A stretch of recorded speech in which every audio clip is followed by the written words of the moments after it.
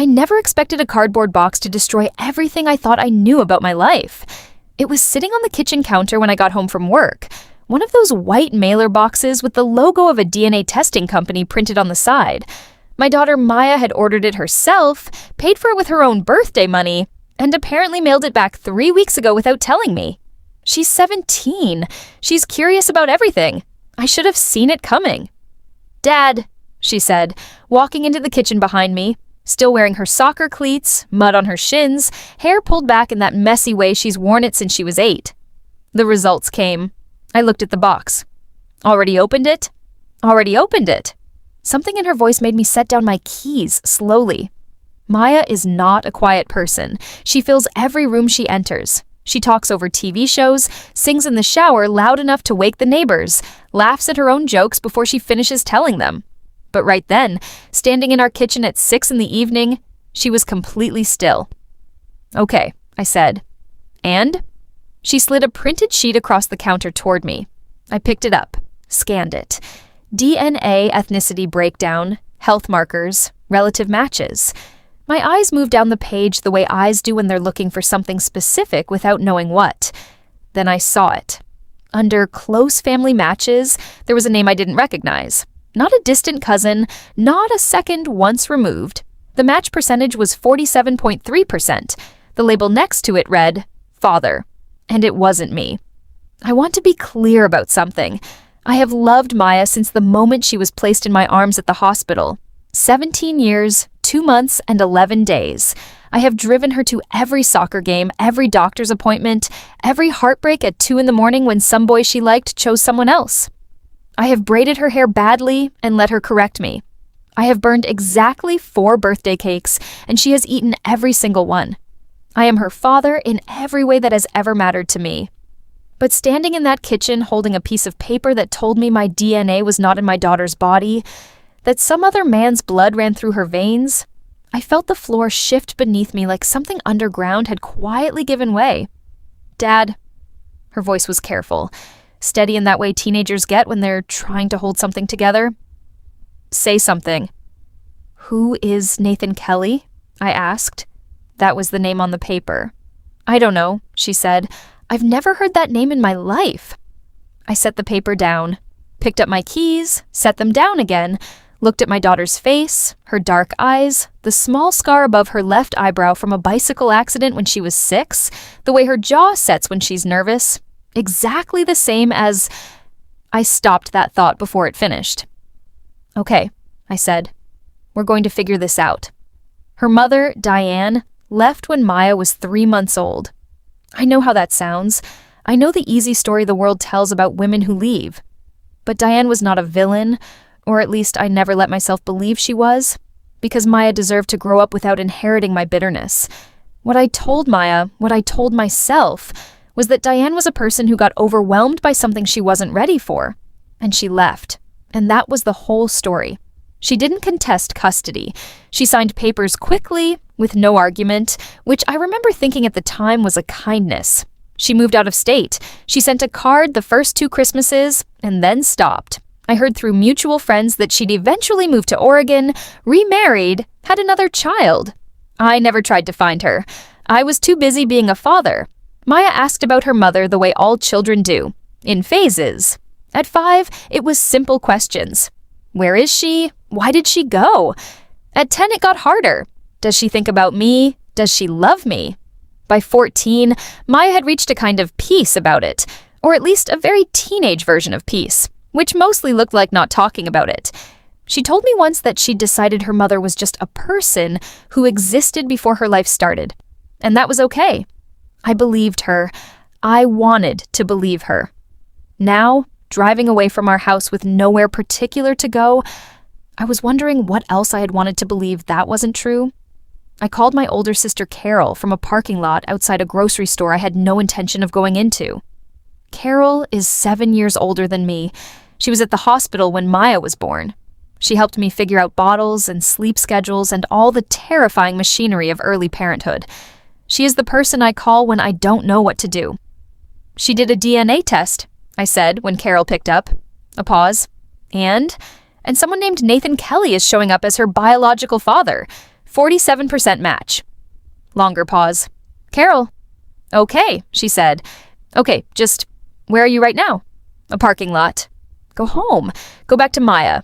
You two need to be together right now, not, do you know that name? I asked. Nathan Kelly. Did Diane ever mention anyone named Nathan Kelly? I barely knew Diane, Carol said quickly. You know that? You knew her better than you let on, I said. I always thought that. Another pause, and in that pause I heard something I'd never noticed in my sister's voice before. Something careful. Something that had been sitting behind her words for a very long time, waiting to be recognized. Go home, Marcus, she said softly. Please. I sat in that parking lot for a long time after I hung up. I didn't sleep that night. Maya and I ordered pizza neither of us really ate and watched half a movie we both pretended to follow. And then she hugged me goodnight with both arms tight around my neck, the way she used to when she was small, and I held on maybe a little longer than usual. After she went to bed, I sat at the kitchen table with my laptop and a cup of coffee that went cold, and I started searching. Nathan Kelly is not an unusual name. There are dozens of them on social media alone. I filtered by age. He'd have to be in his late 30s or early 40s if he and Diane had been involved around the time Maya was conceived. I filtered by geography. They'd been living in Illinois then, so I looked there first. I found him on the 4th page of results. Nathan Kelly, 41 years old, currently living in Indianapolis. A profile photo that showed a lean man with dark eyes and a jaw that... I stopped. I looked more carefully. There was something in the structure of his face, something in the way his features were arranged, that was not entirely unfamiliar. I closed the laptop, opened it again, looked at the picture for a long time. Then I opened the DNA results website and read the fine print I'd glossed over before. The site offered a messaging feature. You could contact your matches directly. Nathan Kelly had an account. His privacy settings were open. I stared at the compose button for 45 minutes before I clicked it. I typed, "My name is Marcus Webb. I believe you may have received a match notification involving someone connected to me. I'd like to speak with you at your earliest convenience. This is important." I hit send, closed the laptop, did not sleep. He responded at 6:17 in the morning. I've been waiting for this message for 17 years. Please call me. His number was in the email. I went outside to the backyard, where Maya's old swing set still stood in the corner even though she hadn't used it since she was 12, one of those things you keep meaning to take down and never do. The morning was cool and gray and the neighborhood was quiet. He answered on the second ring. "Mr. Webb," he said. "Marcus," I said. "Just Marcus?" "Marcus." He exhaled slowly. I don't know how to start this conversation. "Start wherever is true," I said. He was quiet for a moment. Then, I met Diane at a work conference in Chicago. We were both in the same industry, pharmaceutical supply chain. This was about 18 years ago. We were both. I need you to know I didn't know she was with someone. She told me she was single. We were together for about 6 weeks before everything ended. How did it end? She told me she was pregnant, he said, and then she told me to leave her alone. She said she was going back to her husband, that the baby was his, and that if I contacted her again, she'd report me for harassment. I was 23 years old and I was terrified, and I listened. I walked away. Another exhale. I've thought about that every day since. I was standing very still by the swing set. A robin had landed on the crossbar and was watching me with complete indifference. She came back to me, I said slowly. "Diane, we weren't married. We were together, we'd been together 2 years, but we weren't married. She came back after 6 weeks away. She told me she'd been visiting her mother. She told me the baby was mine." I paused. I never had any reason to question it. "I'm sorry," Nathan Kelly said quietly. "I am genuinely sorry. Did you ever try to find out what happened to the baby?" "Once," he said. "About 3 years after. I'd gotten a little braver. I found Diane online, sent one message asking if the child was mine, said I only wanted to know that I wouldn't cause problems. She replied with 2 sentences. She said the baby was not mine and that I should never contact her again. A long pause. I believed her, or I made myself believe her, whichever was easier. The robin flew away. "She has your eyes," I said. I surprised myself saying it. "My daughter, she has your eyes." Neither of us said anything for a while after that. I needed to know why. Not the logistics. I understood the logistics now, with the cold clarity of a sleepless night and a phone call that rearranged the architecture of 17 years. What I needed to understand was why Diane had come back. Why she had chosen me, chosen this life, chosen to hand me a child and a story, and then walk away from both 3 months later. That question led me back to Carol. I drove to her house that afternoon while Maya was at soccer practice. Carol lives 20 minutes away in a neat split level with a garden she maintains obsessively. She met me at the door before I could knock. "I need you to tell me what you know," I said. "Marcus, I spoke to Nathan Kelly this morning. I know Diane was with him. I know Maya is biologically his. What I don't know is why Diane came back to me knowing she was pregnant with another man's child." I looked at my sister. Really looked at her. "And I think you might?" Carol held my gaze for a long moment. Then she stepped aside and let me in. We sat at her kitchen table. She made tea neither of us wanted. She held her mug with both hands and looked out her window at her garden, and then she said, "She called me. Diane. Yes, about a month before she came back to you." Carol's voice was careful and quiet. "She called me, and she was frightened, Marcus. She'd been staying at a friend's place, she said. She told me she'd made a terrible mistake and she didn't know what to do. She was pregnant and alone, and the man she'd been seeing she said he'd changed, that he'd gotten angry, that she was scared of him." I set down my mug. "She asked me," Carol continued, "if I thought you would take her back. She said she loved you. She said she'd been stupid and she wanted to come home." Carol finally looked at me. "She also told me the baby might not be yours." The kitchen was very quiet. "And you told her to come back," I said. "I told her to come back," Carol confirmed, "because you loved her, because you wanted a family, because you would be—" "And you were, Marcus, you were. The best possible father for that child, regardless of— You let me believe she was mine.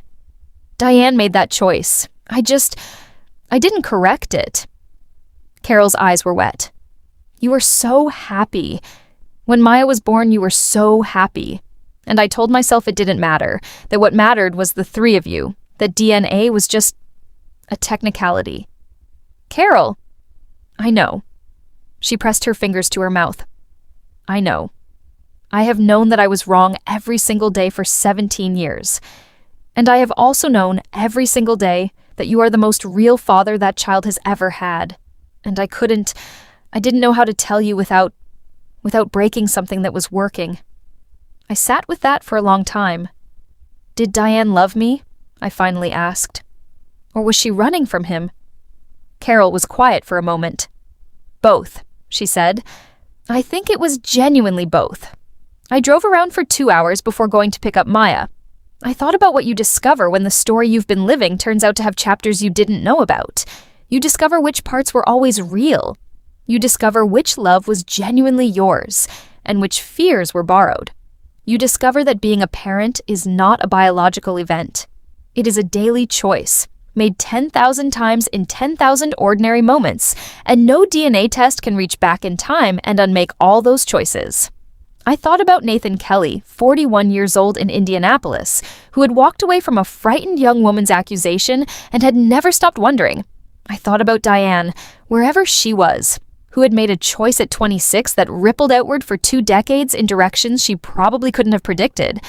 I thought about Carol, who had held a secret like a stone in her chest for 17 years because she loved both of us and didn't know another way. And then I pulled into the soccer complex parking lot, and Maya came out of the side gate with her bag over one shoulder and her hair still damp from the locker room. And she spotted my car and raised one hand in a wave, and she looked exactly like herself. And I thought, nothing about her is a lie. Whatever happened before she existed, she is not a lie. She climbed into the passenger seat and tossed her bag in the back. "You look terrible," she said. "Thank you, Maya." "Did you sleep at all?" "Not especially." She looked at me sideways. "Did you find out something?" Yeah, I said. I did. She was quiet. Then, tell me. So I did. I drove and I talked and I told her everything. Nathan Kelly, the phone call, Carol, Diane's return, the whole architecture of it. And Maya listened without interrupting, which is not something she normally does. And when I finished, she was looking straight out the windshield at the road. So he didn't know about me, she said finally. Nathan. He knew you might exist. He didn't know you did. And he wants to… What? Meet me? He said he would leave that entirely up to you. He asked me to tell you that. She nodded slowly. And Aunt Carol knew. For 17 years. Another long silence. We were almost home. Are you angry? She asked. At who? Pick one. I thought about it honestly. I'm angry at the situation, I said. I'm angry that I didn't get to make informed choices. I'm angry that Carol carried this instead of trusting me. I'm working on the rest of it. Are you angry at me? She asked quietly. For ordering the test? No. I said it immediately, and I meant it completely. No, you had every right to know where you came from. I just wish I'd been the one to tell you, instead of a piece of paper. You couldn't tell me what you didn't know. No, I said. I couldn't. She looked at me then, really looked, and her face did something complicated and young and very, very brave. You're still my dad, she said. I need you to know that. Whatever else is true, you are still my dad, and that is not a thing that is going to change. I pulled into our driveway and put the car in park, and I did not trust my voice for a moment. Okay, I said when I had it back. Okay, kid. She grabbed my arm before I could get out. I mean it, she said fiercely. Don't go being weird about it.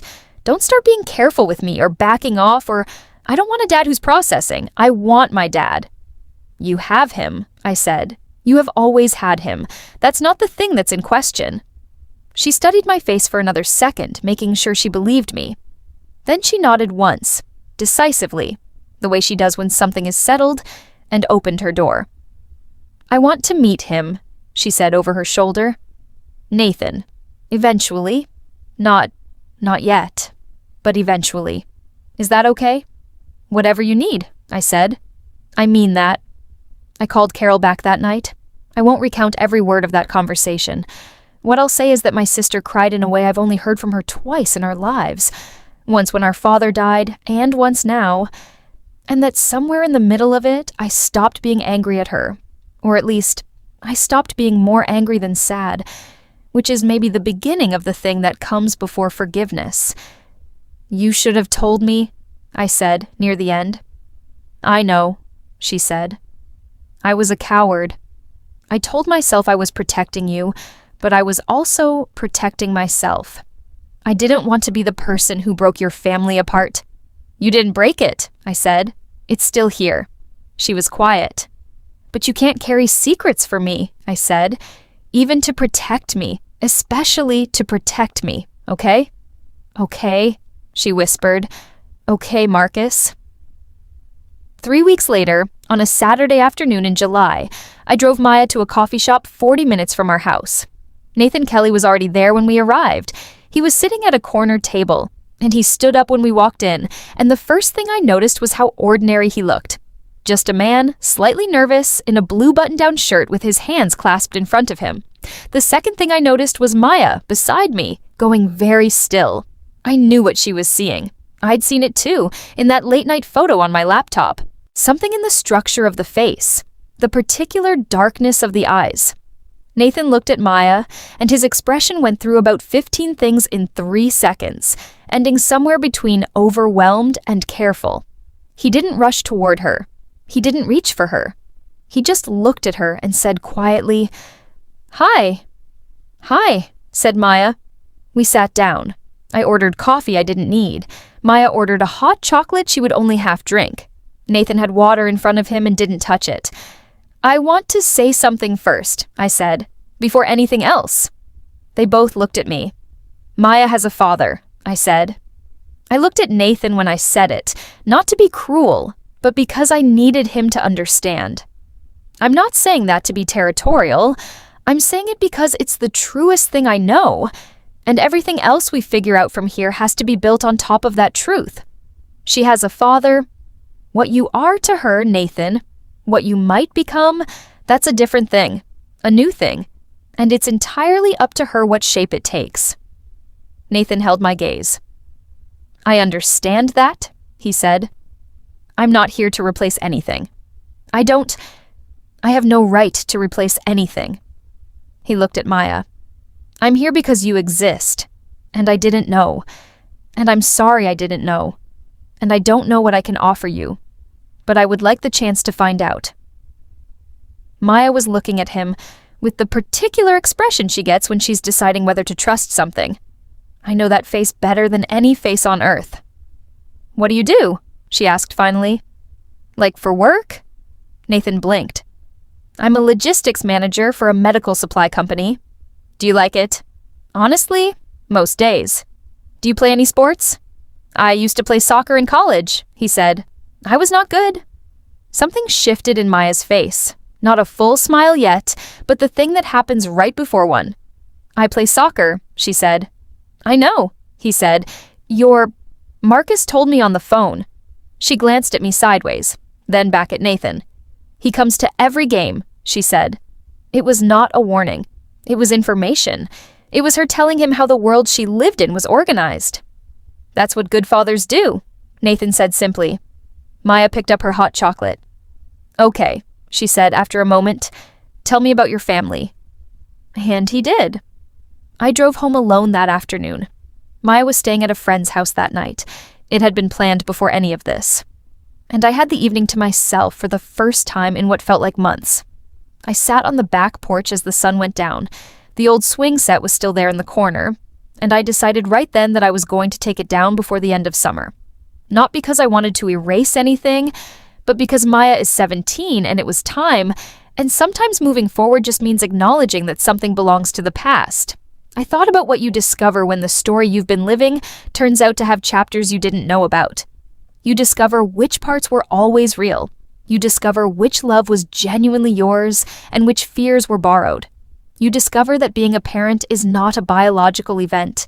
It is a daily choice, made 10,000 times in 10,000 ordinary moments, and no DNA test can reach back in time and unmake all those choices. Diane gave me Maya. She did it dishonestly, and she left without explanation, and I spent years not allowing myself to be angry about that because my daughter needed me not to be. But what I understood now, for the first time, was that Diane had also been a frightened young woman making a desperate decision, and that the story of where Maya came from was not a story of deception so much as a story of a person doing the only thing she could see to do in a moment when she couldn't see very far. I didn't forgive her that evening. Forgiveness isn't an event that happens all at once, but I loosened something I'd been holding tight for a long time, and I felt it release. My phone buzzed. It was Maya. Hey, he seems like a good person. Weird to say that, but I typed back, you don't have to know what to do with that yet. I know. Just wanted you to know. Thanks for coming today, by the way. I wrote back, always. That's my job.